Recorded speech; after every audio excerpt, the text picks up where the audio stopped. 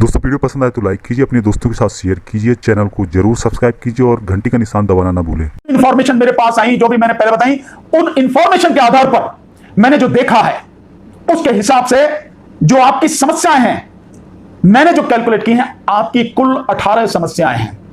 18 total समस्याएं। मैं आज सबके विषय में नहीं कहूंगा, लेकिन मैं जो आपकी समस्याएं उनको बताता हूं और किसके विषय में कहूंगा यह भी मैं बताऊंगा। इन सब में एक सबसे बड़ी जो समस्या है जिससे भेदभाव झलकता है कि जो भी कमेटी बनाई गई, चाहे पेंशन तय करने के लिए, चाहे पे कमीशन में या कहीं किसी भी तरह की, कहीं भी जवानों को उन कमेटी में नहीं रखा गया, केवल और केवल ऑफिसर्स को रखा गया, जिसका नतीजा यह हुआ ऑफिसर्स ने अपने लिए तो सब कुछ कर लिया और जवान वहीं के वहीं रह गए, जवानों के लिए कुछ नहीं किया। नहीं है, इस देश की जनता को नहीं पता कि भारतीय सेना में ऑफिसर्स और जवानों के बीच में कितना बड़ा भेदभाव और जवानों के साथ, सैनिकों के साथ कितना जबरदस्त भेदभाव और अन्याय और अत्याचार हो रहा है।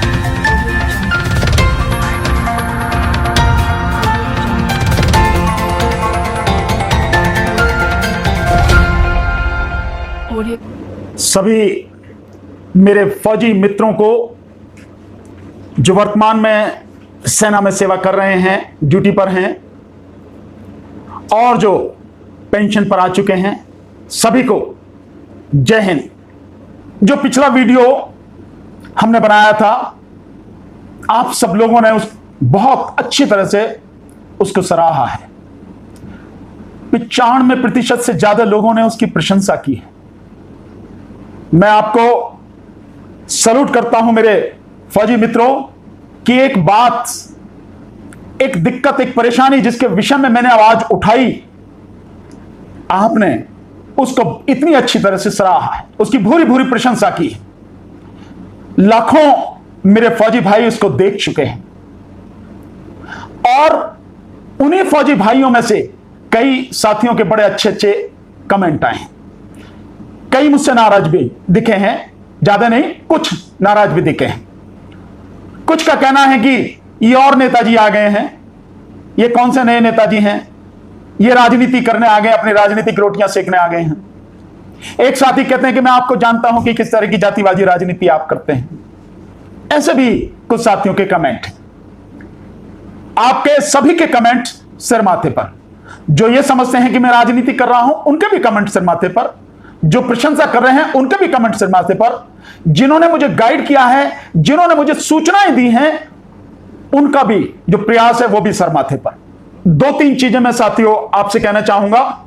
एक करेक्शन, 2 करेक्शन हैं जो मैं करना चाहूंगा कि आप इसमें जरूर वो करेक्शन करें। साथियों, मैंने जो पहले फोन नंबर दिया था वो मेरा ही फोन नंबर है, लेकिन अनफॉर्चुनेटली वो फोन मेरा किसी दूसरे काम में आ रहा है और मेरे पास है नहीं किसी वजह से। तो आपके फोन उस पर आते हैं, मैं आपसे कांटेक्ट नहीं कर पा रहा हूं। मेरा आपसे निवेदन है कि ये जो नंबर मैं आप दे रहा हूं आज, आप मेरे इस नंबर पर जब भी चाहें फोन करें और इसी नंबर पर आप मुझसे फोन करें, मुझसे बात करें। मैं नंबर बताता हूं, 7840868666 7840868666 ये मेरा नंबर है साथियों। ये मेरे पास हमेशा रहता है। अगर मैं किसी वजह से आपका फोन नहीं उठा पाया तो मैं निश्चित रूप से शाम को आपसे बात करूंगा, पर इससे सारी सूचना, सारा जो आपके फोन वगैरह मुझे पता लगेगी कि हां आप साथियों ने फोन किया है। तो उस एक साथी हैं, उन्होंने करेक्शन किया है और बिल्कुल सही करेक्शन है। मैं उसको करेक्ट करता हूं कि मैंने पहले यह कहा था कि जो सीएसडी कैंटीन से जो गाड़ियां मिलती हैं और जो गवर्नमेंट के नॉर्म्स हैं, गवर्नमेंट का नॉर्म के हिसाब से मैंने जो बोला था वो ये था कि जो डीजल की गाड़ियां हैं उनकी उम्र 15 साल और जो पेट्रोल की गाड़ियां हैं उनकी उम्र 10 साल। एक साथी ने करेक्शन किया और बिल्कुल सही है। मैं इसे करेक्ट करता हूं कि अब जो सही स्थिति है वो ये है कि जो डीजल की जो गाड़ियां हैं उनकी उम्र सरकार के हिसाब से 10 साल, वो जल्दी खराब हो जाती हैं, और जो पेट्रोल की गाड़ियां हैं उनकी जो उम्र है वो 15 साल, वो देर में खराब होती हैं। ये सही है, डीजल की 10 साल, पेट्रोल की 15 साल। ये करेक्शन मैं समझता हूं आप इसके लिए मुझे क्षमा भी करेंगे और करेक्ट इस बात को करेंगे। अब साथियों एक चीज और, जिसके बाद मैं आपकी चीजें कहूंगा। कुछ साथी ये समझते हैं कि मैं वोट लेने की राजनीति कर रहा हूं। साथियों, मैं राजनीतिक पार्टी चलाता हूं, राजनीतिक पार्टी का, राष्ट्रीय जनहित संघर्ष पार्टी का मैं राष्ट्रीय अध्यक्ष हूं। यह सच है, यह सच रहेगा। पार्टी बनाई है, बहुत सोच समझ के बनाई है, उसके लिए हम काम करेंगे, अपने हिसाब से हम सारा काम करेंगे। लेकिन मैं जीवन भर अपने लिए, इस पार्टी के लिए आपसे कभी वोट के लिए नहीं करूंगा।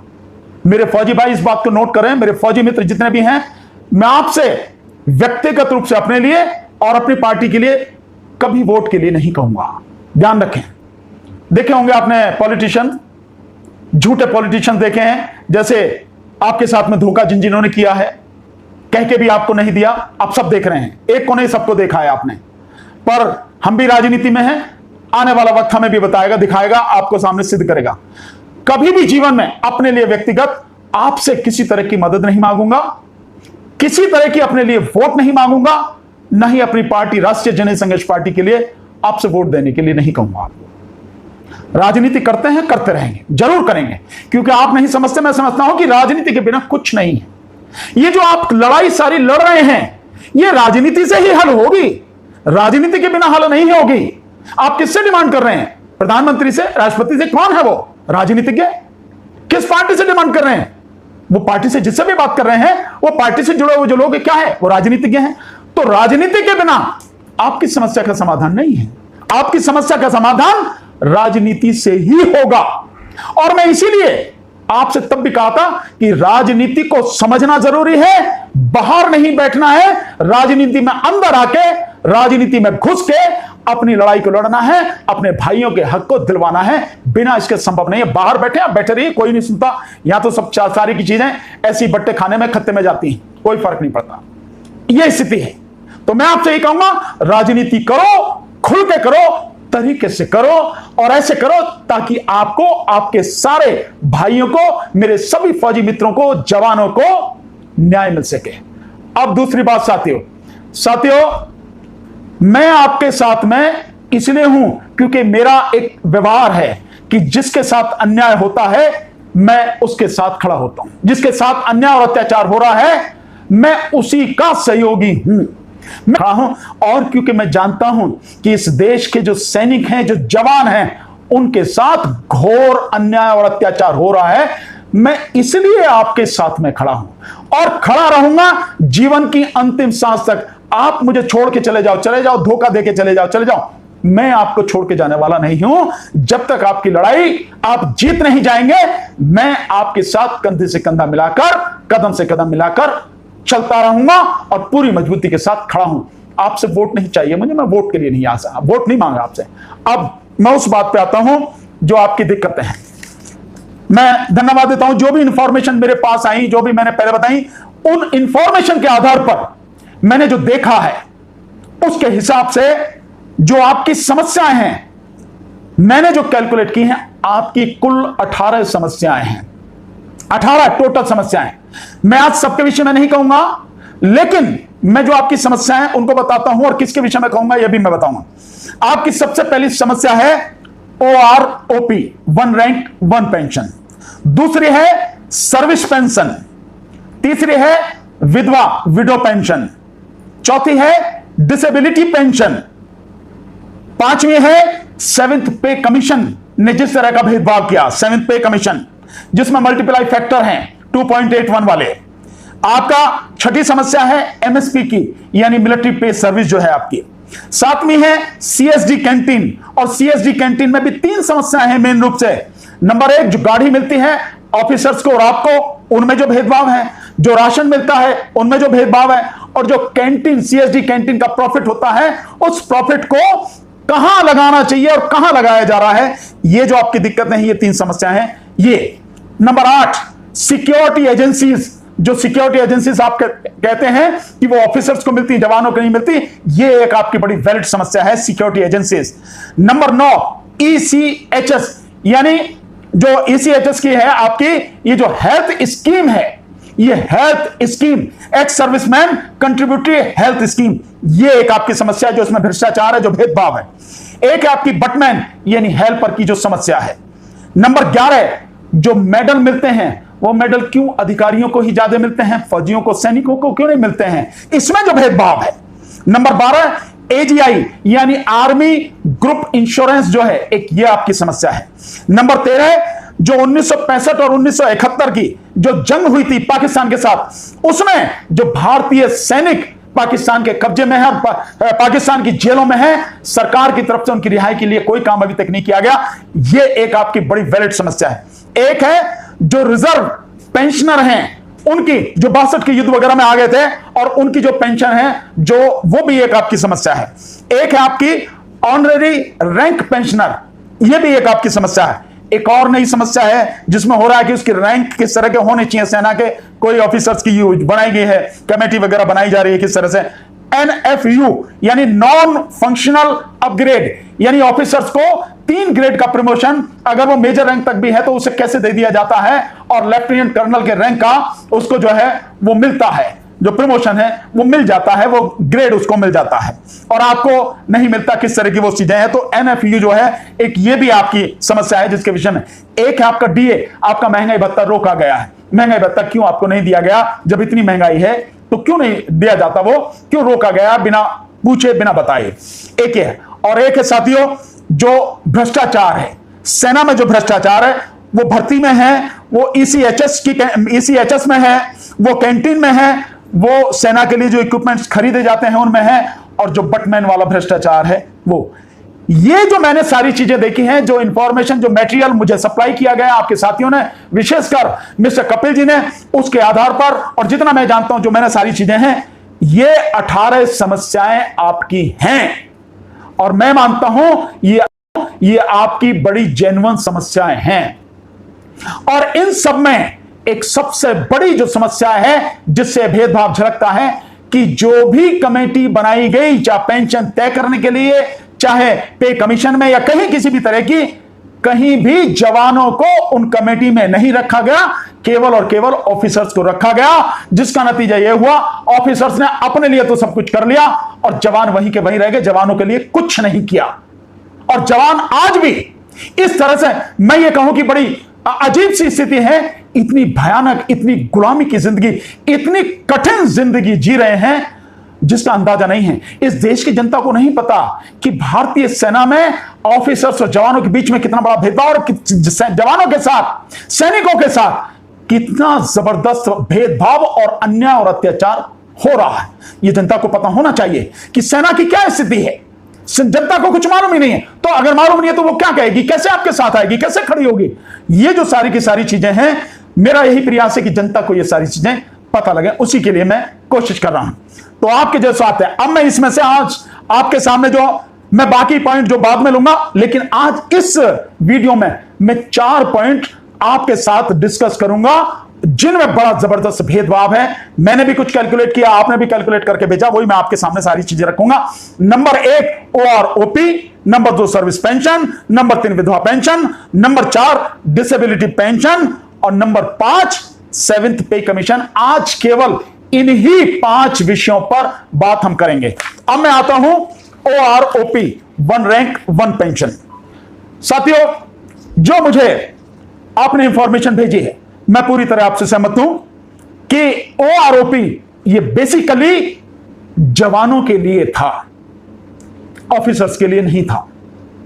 लेकिन इसका सारा फायदा ऑफिसर्स लेके चले गए और जवान बिल्कुल खाली हाथ वहीं की वहीं रह गए।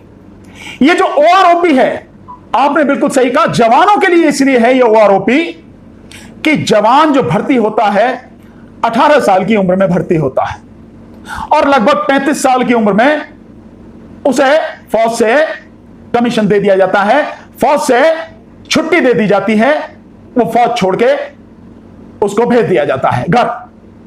यानी कि एक तरह से कहें कि वो रिटायर होके आ जाता है, पेंशन होके आ जाता है, ज्यादा से ज्यादा 35 साल की उम्र में। और जो JCOs हैं, या यूं कहें कि जो सूबेदार मेजर हैं, वो ज्यादा से ज्यादा 42 साल तक की, अगर जो इंफॉर्मेशन आपकी है इस हिसाब से, अगर मैं सही कर रहा हूं, अगर इसमें भी कहीं है तो करेक्ट कीजिए जरूर मुझे। क्योंकि हम ये चाहते हैं कि चीज बिल्कुल मुझे भी आपको भी पूरी तरह से क्लियर हो, साफ मालूम हो, कहीं कोई गड़बड़ी ना हो, ताकि जब ये बात हो, जब आपकी लड़ाई हो और जब सरकार के सामने बैठा जाए, आंख में आंख डाल के बात की जाए, तो हमें सब चीज क्लियर होनी चाहिए और हम सरकार के आंख में आंख डाल के कह सकें ये गलत है, ऐसे करना है, सैनिकों को ये दिया जाए। तो मैक्सिमम 42 साल और फौजी जो है, जो सैनिक है 35 साल की एज में रिटायर होकर घर आ जाता है, तो उसकी जो बकाया जिंदगी है। और जो ऑफिसर्स हैं, वो ऑफिसर्स कब रिटायर होकर आते हैं? ऑफिसर्स 58 साल से 60 साल की उम्र में रिटायर होकर आते हैं। तो जब 60 साल की उम्र में रिटायर होकर आते हैं, इसका मतलब यह है कि पूरा जो सर्विस का, गवर्नमेंट जॉब का जितना भी वो होता है, वो पूरा करके आते हैं।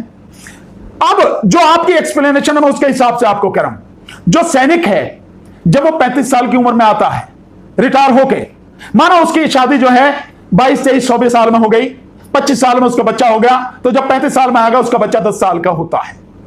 उसके पास में पेंशन के अलावा और कोई बेनिफिट है ही नहीं, उसको नौकरी भी नहीं मिलती है, बड़ी दिक्कतें आती हैं। तो केवल उसके पास में जो उसके परिवार का, उसका गुजारे का जो है, वो केवल पेंशन है। पेंशन के अलावा उसके पास कुछ नहीं है। और वो पेंशन भी अगर सिर्फ इतनी हो, ऊंट के मुंह में जीरा जरा सी हो, तो वो इस महंगाई के दौर में, ऐसे समय में कैसे अपने बच्चों को पढ़ाएगा, कैसे अपने बच्चों का पालन पोषण करेगा, कैसे अपना जीवन यापन करेगा, अपने माता पिता को कहां से रोटी खिला पाएगा।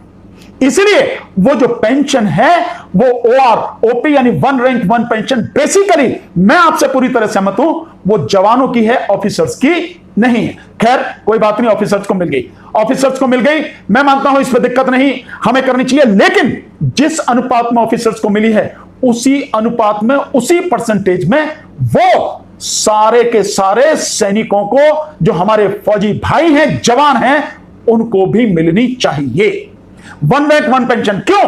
क्योंकि जब ऑफिसर रिटायर होकर आता है 60 साल की उम्र में, तो ऑफिसर का जो बच्चा है, उसकी शादी होगी माने 24-25 साल में, उसी तरह से 25 साल में उसका जो बेटा हो गया, बेटा जो है जब वो रिटायर होकर आता है, तो उसका बेटा भी करीब 30-35 साल का होता है ऑफिसर का। और उसका जो बच्चा होता है, जब उसकी भी शादी, मान लें कि उसकी भी शादी अगर उसी 23-24 साल की उम्र में हो गई, तो उस समय, जिस समय जो अफसर रिटायर होकर आता है, उस समय उसका बेटा करीब 35 साल का और उसका पोता वो 10 साल का। तो आप देखिए कि जब रिटायर होकर जवान आता तो उसका बेटा वो 10 साल का, और जो ऑफिसर रिटायर होकर आता है तो उसका पोता 10 साल का होता है। और ऑफिसर्स को उसके रैंक और उसके प्रमोशन, उसके ग्रेड वगैरह जो भी है वो मिलते चले जाते हैं। वैसे ही इतना भारी अंतर है, तो उससे पैसे की कोई कमी नहीं होती। इतनी सुविधाएं जिस तरह से दी जा रही है, उन्हें कोई कमी नहीं। लेकिन सैनिक के पास केवल इस वन रैंक वन पेंशन, इसके अलावा कुछ नहीं है, उसके पास और कोई दूसरा सहारा नहीं। इसलिए ये वन रैंक वन पेंशन ये जवानों की थी, लेकिन जवानों को ही नहीं मिली। जवानों के साथ में धोखा हुआ, उनके साथ छल हुआ, चीट किया गया उनको। जवानों को ये सब चीजें भुगतनी पड़ रही हैं। इसलिए मैं पूरी तरह से आपसे सहमत हूं, आपकी है, आपको मिलनी चाहिए। और मैं आपको विश्वास दिलाता हूं, अगर आपने अपनी लड़ाई ईमानदारी से, बिना थके तरीके से लड़ी, निश्चित रूप से आपको ये वन रैंक वन पेंशन जिस अनुपात में अधिकारियों की बढ़ी है, उसी अनुपात में आपको बढ़कर वो मिलेगी, अगर आप ईमानदारी से और तरीके से लड़ेंगे तो। अगर नहीं तो फिर कुछ भी हो सकता, क्योंकि यहां नेताओं पे कोई फर्क नहीं पड़ता। प्रधानमंत्री तो देश के जिस तरह से काम कर रहे हैं आप सब जानते हैं, ये एक स्थिति है। तो आपको होनी ये ऐसे ही मिलनी चाहिए, आप इसके हकदार हैं। और जिस रेशो में बढ़ी वो आपकी पेंशन उसी रेशो में बढ़नी चाहिए। मैं यहां एक चीज कहना चाहता हूं कि जैसे मैंने पहले कहा था कि जवानों में भी 2 ग्रुप बांट दिए गए, भाई एक्स और वाई। तो उसमें एक्स वाले एक साथी हैं, बड़े परेशान हुए कि भाई आप कौन होते हैं एक्स करने वाले, एक्स के लिए हम क्यों आपकी बात माने, और आप अपनी बात है जो बंद कीजिए, आप ये जो कह रहे हैं गलत कह रहे हैं।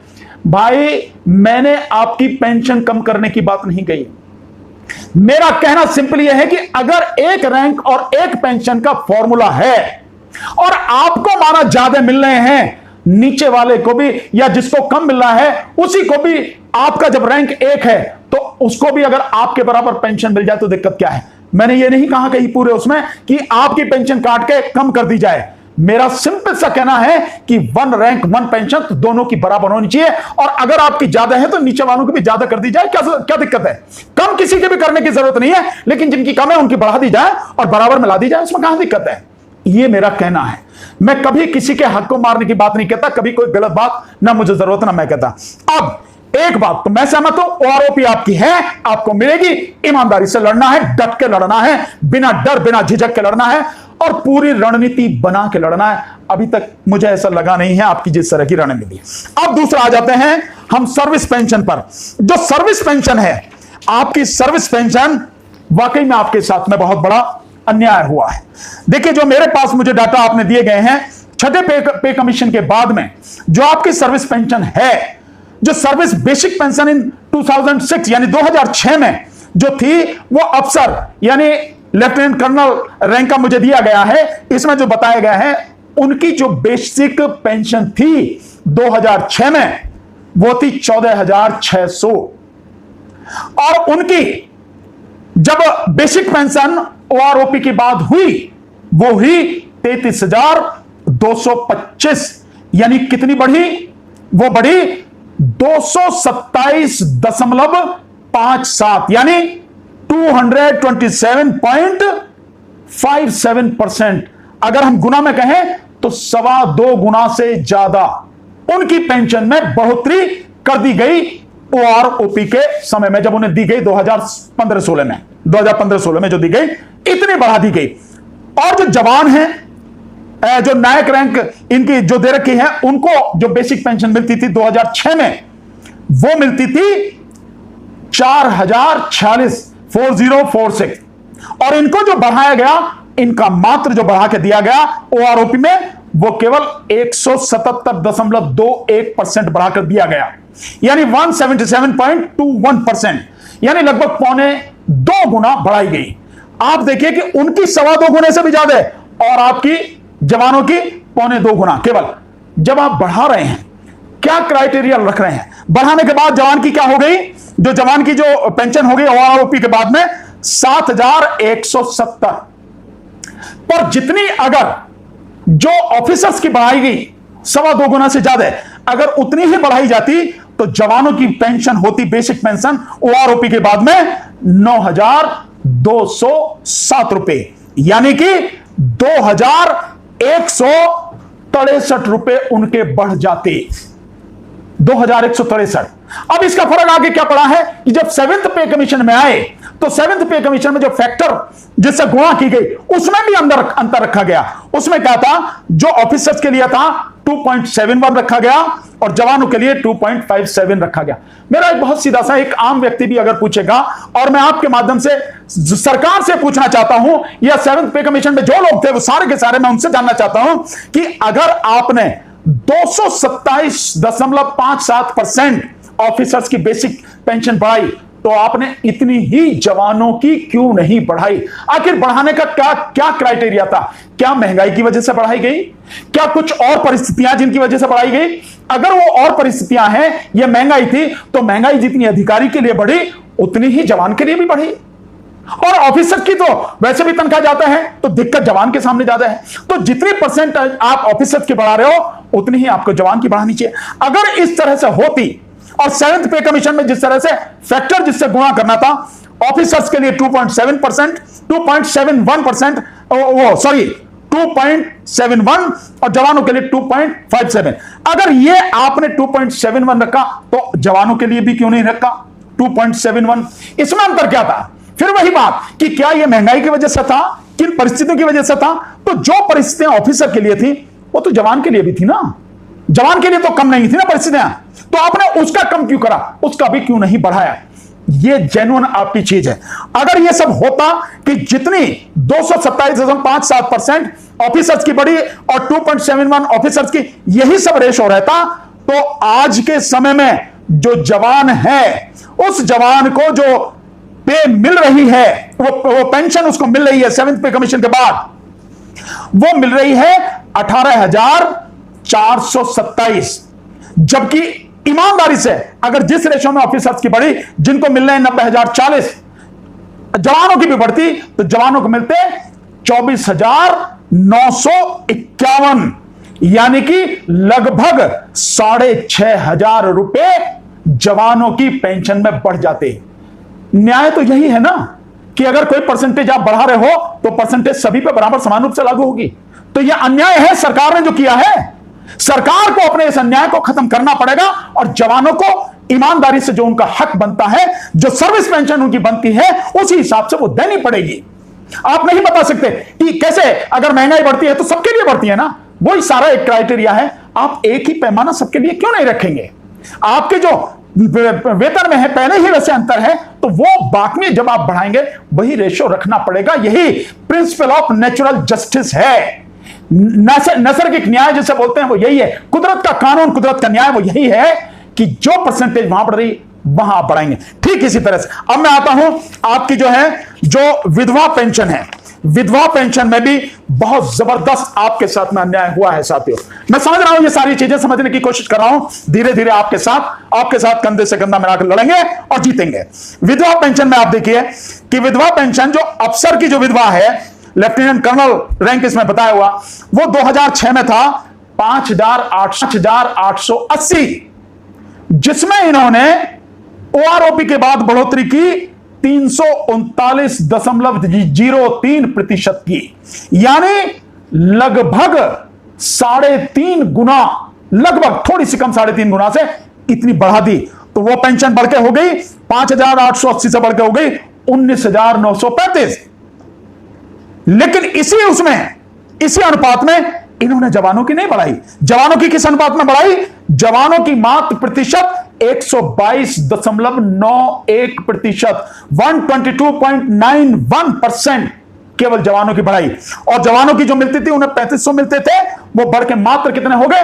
4302, यानी 4302। अगर ईमानदारी से जो प्रतिशत आपने अफसर की विधवा में बढ़ाया था पेंशन में, वही ईमानदारी से इसी में, क्योंकि हालत तो सबके एक ही है ना, जो बढ़ाने का क्राइटेरिया है वो तो एक ही होगा ना। अगर दूसरा कोई क्राइटेरिया आपने लगाया तो वो गलत है, सरकार ने जो लगाया गलत है। तो जो आपका क्राइटेरिया है वो क्राइटेरिया एक होगा, एक होना चाहिए। और इसके बाद अगर आप जवान की जो विधवा की पेंशन वो बढ़ाते, वो भी 339.03% अगर बढ़ती, तो ओआरओपी के बाद जवान की विधवा की पेंशन होती 4,302 के स्थान पर 11,866 रुपए, 11,866 रुपए।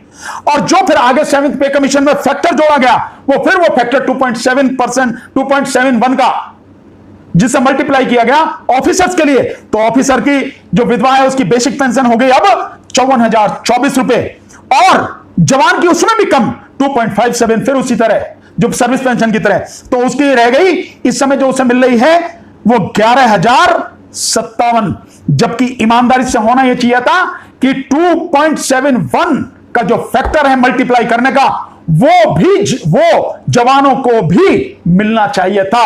और अगर उस हिसाब से दिया जाता और पहले भी जैसे ठीक किया जाता 339.03%, तो आज जवानों की विधवा को जो पेंशन मिलती वो 32,157 रुपए मिल रही होती, यानी 11,057 के स्थान पर 32,157 मिल रही होती। मतलब यह कि 21,000 से भी ज्यादा की उसमें बढ़ोतरी होती, जो नहीं हुई। और जो गलत हुआ, अन्याय हुआ, अत्याचार हुआ जवानों के साथ, सैनिकों के साथ, वो जो अपनी जान की परवाह न करके सीमा पर डटे रहते हैं, आतंकवादियों से लड़ते हैं, और जब शहीद होते हैं तो उनके परिवार को कोई देखने वाला नहीं, और उनकी शहादत की बदौलत हम सब सुख और चैन से अपने घरों में जीते हैं। सरकार को उनके विषय में सोचना चाहिए था, उनके साथ पूरी तरह ईमानदारी से काम करना चाहिए था, लेकिन नहीं हुआ। अब मैं आता हूं जो चौथी चीज है आपकी, वो बड़ा भयानक, बहुत ही जबरदस्त अन्याय है। और अन्याय इससे भी ज्यादा है कि सरकार जो एक सूचना देती है, वो सूचना सैनिकों का मनोबल तोड़ने की। मैं उसे एक बार जरूर देखना चाहूंगा, पर फिर भी मैं अभी आप ही की बात को लेकर चल रहा हूं, जिसमें मैं अपनी बात कर रहा हूं, वो है डिसेबिलिटी पेंशन। ये जो डिसेबिलिटी पेंशन है, एक बहुत सिंपल सा सिद्धांत है। चाहे जवान हो, चाहे ऑफिसर हो, या कोई भी साधारण व्यक्ति हो, अगर युद्ध में या काम करते हुए, सर्विस पर रहते हुए, ड्यूटी के समय पर किसी की किसी तरह की क्षति होती है, माना किसी का हाथ कटता है तो जवान का हाथ कटता है, उसकी भी वही कीमत है। ऑफिसर का हाथ कटता है, उसकी भी वही कीमत है। जो साधारण व्यक्ति है उसकी भी वही कीमत है। हाथ हाथ में क्या अंतर हो सकता है, या पैर कटता है तो उसमें क्या हो सकता है? कोई भी किसी तरह की एक ही समान जो इंजरी है, जो घाव है, जो चोटें हैं, उनमें समान रूप से उनको कंपनसेशन दिया जाना चाहिए। पर इतना बड़ा भेदभाव, बहुत अफसोस की बात है, इतना बड़ा भेदभाव सेना में चल रहा है और कोई बोलने वाला नहीं, कोई नेता नहीं, कोई मंत्री नहीं, कहीं किसी एंगल से, किसी कोने से कोई आवाज नहीं उठती है। बहुत अफसोस की बात है और जनता को कुछ मालूम है नहीं। जवान क्योंकि सेना में हैं और अनुशासित हैं, कह नहीं पाते हैं। बहुत अफसोस की बात है। मैं बताऊंगा, देखिए अब मैं बताता हूं जो मैं आपके साथियों ने इंफॉर्मेशन दी है उसी के आधार पर मैं वो सारी आपको बता दूं। कितना बड़ा अन्याय है, ये जनता को पता लगनी चाहिए कि कितना घोर अन्याय और अत्याचार हो रहा है। किसी ने सोचा भी नहीं होगा। आप देखिए कि जो ऑफिसर्स की डिसेबिलिटी पेंशन है, 3 तरह की डिसेबिलिटी पेंशन है। Normal rate of 100% disability pension, war injury 100% disability pension, और war injury 100% invalid out disability pension. ये ऑफिसर्स की और यही जो है जवानों की। अंतर क्या है आप देखिए। जो डिसेबिलिटी बेसिक पेंशन थी 2006 में, जो नॉर्मल रेट 100% डिसेबिलिटी पेंशन थी ऑफिसर्स की 5,880 बेसिक होती, उसको जब ओआरओपी के बाद दिया गया तो उसकी बढ़ाई गई 459.18%, यानी 459.18%, यानी 4.5 गुना से भी ज्यादा। और यही वार इंजरी 100% डिसेबिलिटी पेंशन में भी बढ़ाई गई। और ये जो war injury 100% invalid out disability pension है, इसमें बढ़ाई गई 765.31%, यानी 765.31% बढ़ाई गई, मतलब 7.5 गुना से ज्यादा। और उसके बाद क्या हुआ, ऑफिसर्स की पेंशन 5,880 से बढ़ के हो गई 27,000, उसमें नॉर्मल वाले में, और वार इंजरी वाले में 100% में 11,760 से बढ़कर हो गई 54,000, और war injury invalid out of disability वो हो गई 11,760 से बढ़ के 90,000। और फिर उसमें 7th पे कमीशन के बाद जो फैक्टर जोड़ा गया 2.81%। उसके बाद आज की तारीख में जो ऑफिसर्स को मिल रही है नॉर्मल रेट 100% डिसेबिलिटी मिल रही है 75,870, वार इंजरी 100% डिसेबिलिटी मिले 1,51,740, और war injury 100% invalid out disability pension मिल रही है 2,52,900। अब आ जाइए जो जवान है, जवानों के साथ क्या हो रहा है। जवानों को मिल रही है जो नॉर्मल रेट वाली जो है पहली कैटेगरी वाली, पहले उनको मिलती थी 2006 में 3,510, 3,510 वो मिलती थी। वो कोई चेंज नहीं हुआ, ओआरओपी के बाद कोई चेंज नहीं हुआ, वो इतनी ही बनी रही। ठीक इसी तरह से उनको war injury 100% disability pension second category वाली वो 7,020 मिलती थी 7020, उसमें भी कोई चेंज नहीं हुआ, वो भी एज इट इज बनी रही। इसके अलावा जब war injury 100% invalid out disability pension यानी तीसरी कैटेगरी की, थर्ड कैटेगरी की, उसमें उसको मिलते थे 7020 यानी 7,020, उसमें जवान की में मात्र बढ़े 146.78%, यानी 146.78%, यानी 1.5 गुना ही, मुश्किल से 1.5 गुना। और ऑफिसर्स की कितनी हुई 7.5 गुना से ज्यादा, यानी 6 गुना से ज्यादा उसकी वो बढ़ा दी गई। और जिसका नतीजा ये हुआ, और फैक्टर जो 7th पे कमीशन में फैक्टर आया वो फैक्टर भी मात्र 2.57 जिससे गुणा करी। तो अब आप समझ लीजिए कि नतीजा यह है कि आज की तारीख में जो नॉर्मल रेट 100% डिसेबिलिटी पेंशन है अधिकारी को मिलती है 75,870, जवान को मिलती है मात्र 9,000 रुपए, मात्र 9,000। वार इंजरी 100% डिसेबिलिटी पेंशन ऑफिसर को मिलती है 1,51,740, जवान को मिलती है मात्र 18,000 रुपए, मात्र 18,000। और war injury 100% invalid out disability pension जो ऑफिसर को मिलती है 2,52,900 रुपए आज की तारीख में, वो जवानों को मिलती है मात्र 26,481, मात्र 26,481। अगर ईमानदारी बरती गई होती जो कि बरतनी चाहिए थी, ऑफिसर के और जवानों के बीच में इस बेईमानी की, इस भेदभाव की जरूरत नहीं थी। किसी भी कीमत पर कोई लोग बैठे थे, उन्हें देखना चाहिए था कि आप जो बैठे हैं न्याय करें, न्याय के लिए बैठे हैं, किसी के साथ अन्याय नहीं होना चाहिए। जिस अनुपात में, जिस औसत में आपने ऑफिसर्स की पेंशन बढ़ाई, उसी अनुपात में डिसेबिलिटी पेंशन आपको जवानों की भी बढ़ानी चाहिए थी। अगर आप ईमानदारी से, जिस तरह से आपने जो ऊपर की दो कैटेगरी में 459.18% बढ़ाई और लास्ट वाले में 765.31% बढ़ाई, इसी रेट में अगर जवानों की भी बढ़ाई जाती तो जवानों को आज मिल रही होती पेंशन, और जो उन्हें मिलनी चाहिए, जो आने वाले समय में उन्हें मिलेगी, हम सब मिलकर संघर्ष करेंगे, लड़ेंगे और इसे लेके रहेंगे। और वो कितनी मिलनी चाहिए, देखिए कितना घोर अन्याय। जवानों को मिलती 75,800, वो ऑफिसर्स को जो मिल रही है 75,870, ईमानदारी से अगर काम किया गया होता तो जवान को मिल रही होती 45,289 रुपए।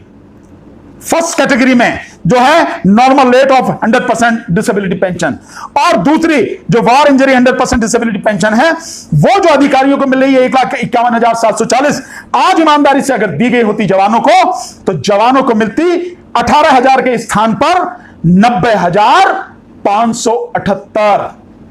और जो तीसरी कैटेगरी की है war injury 100% invalid out disability pension, वो अगर ईमानदारी से दी गई होती तो जो ऑफिसर को मिली है 2,52,900, जवानों को 26,481 के स्थान पर मिल रही होती 1,50,967। अगर ये मिलती ईमानदारी से, किसी का क्या घट जाता, सरकार पे कितना बोझ पड़ जाता। मैं जानना चाहता हूं कितना बोझ पड़ जाता अगर हमारे इन सैनिकों को सबको दिया जाता। ज्यादा से ज्यादा 50,000 करोड़ का पड़ जाता, 1 लाख करोड़ का पड़ जाता। जो देश के सैनिक फौजी हमारे देश की रक्षा करते हैं, जिन्होंने अपनी जान कुर्बान कर दी, जो देश के लिए जिए, देश के लिए मर रहे हैं, उन्हें अगर उनका हक मिल जाता, उनके साथ न्याय हो जाता, सरकार पे क्या फर्क पड़ जाता है? कोई फर्क पड़ जाता? 3-3.25 लाख करोड़ का जो बजट है डिफेंस का, वो 4 लाख हो जाता, क्या फर्क पड़ता है? लेकिन जवानों को उनका हक तो मिलता, उनके साथ न्याय होता, वो इंसान की तरह जी पाते, वो गुलामों की तरह तो नहीं जी रहे होते, न्याय उनके साथ होता। अब आखिर में जो आपके साथ, जो आखिर में लास्ट है, जो सबसे बड़ी बेईमानी आपके साथ हुई, वो हुई 7th पे कमीशन ने, जिसने जो क्राइटेरिया दिए, आपके लिए जो क्राइटेरिया दिए, वो क्राइटेरिया उसने बना दिए आपके लिए 2.57 का जो गुणा करी और जो मल्टीप्लाई किया फैक्टर, और जो ऑफिसर्स के लिए था वो 2.67 से लेके 2.72, 2.78 और 2.81, जनरली मान लिया जाए 2.81। तो जो 2.81 मल्टीप्लाई किया ऑफिसर्स के लिए, ईमानदारी की बात यह है कि वही मल्टीप्लाई करना था जवानों के लिए। तो 7th पे कमीशन में आपके साथ इस तरह से अन्याय हुआ, शुरू से आपके साथ अन्याय हुआ। एक बार अगर परसेंटेज सही तरीके से, जिस परसेंटेज में ऑफिसर्स की बढ़ा रहे हैं उसी परसेंटेज जवानों की बढ़ाते तो यह अन्याय नहीं होता, जवानों को उनका हक मिल गया होता, और वो इस आजाद देश में जिसकी सेवा करके वो आए हैं, पेंशन लेके आए हैं, वो इंसान की सम्मान से जिंदगी जी रहे होते। साथियों, ये नहीं हुआ, पर कोई बात नहीं साथियों, अब लड़ना है, अब लड़ना है, ईमानदारी के साथ में लड़ना है, मजबूती के साथ में लड़ना है, पूरी रणनीति बना के लड़ना है और तरीके से लड़ना है। एक चीज और बता दे रहा हूं साथियों, कुछ साथियों ने कहा है कि आप सुप्रीम कोर्ट में लड़िए। आप सुप्रीम कोर्ट को नहीं जानते, आप में से कई लोगों ने पिटीशन डाल रखी है, मालूम है क्या हुआ, क्या स्थिति रही, समझ में तो आ रहा होगा, फिर भी आप कहते हैं कि सुप्रीम कोर्ट में जाएं। सुप्रीम कोर्ट में जाने से आपको मिल जाएगा, उम्मीद है क्या? ये सारी चीजें इस छलावे में मत रहिए, इस बहकावे में मत रहिए। मैं एक सुप्रीम कोर्ट के जज साहब, उनका नाम नहीं बताऊंगा आपको, लेकिन उन्होंने, उनसे जब एक बार बात हुई तो उन्होंने कहा कि जितनी भी हो सके कोशिश पॉलिटिकल एंड पर अपने जो मसले हैं उनको सुलझाने की कोशिश कीजिए। कोर्ट में आपको क्या मिलेगा, क्या नहीं मिलेगा, नहीं मिलेगा, कम मिलेगा, कम नहीं, आप कुछ नहीं कह सकते हैं। तो कोशिश कीजिए पॉलिटिकल एंड पे। तो मैं आपसे कहूंगा साथियों, आप कहेंगे मुझे अनुभव है, आप बाहर खड़े हैं, मैं अंदर खड़े होकर सुप्रीम कोर्ट की स्थिति आपको बता रहा हूं, अदालतों की स्थिति आपको बता रहा हूं। मैं उस रास्ते को नहीं चुनने वाला हूं।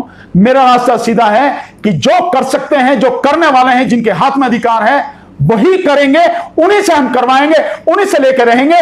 और फिर मैं आपको दोबारा कह रहा हूं, राजनीति से बाहर नहीं, राजनीति के अंदर आइए, अंदर आइए, अंदर आके खेल खेलिए, अपना हक लीजिए, लड़के संघर्ष करके लीजिए। हम आपके साथ में कंधे से कंधा और कदम से कदम मिला के खड़े रहेंगे साथियों। इसी के साथ आज का मैं ये वीडियो यहीं समाप्त करता हूं। बाकी और जो चीजें हैं आगे अगले वीडियोस में डिस्कस करेंगे। बहुत बहुत शुक्रिया। जय हिंद।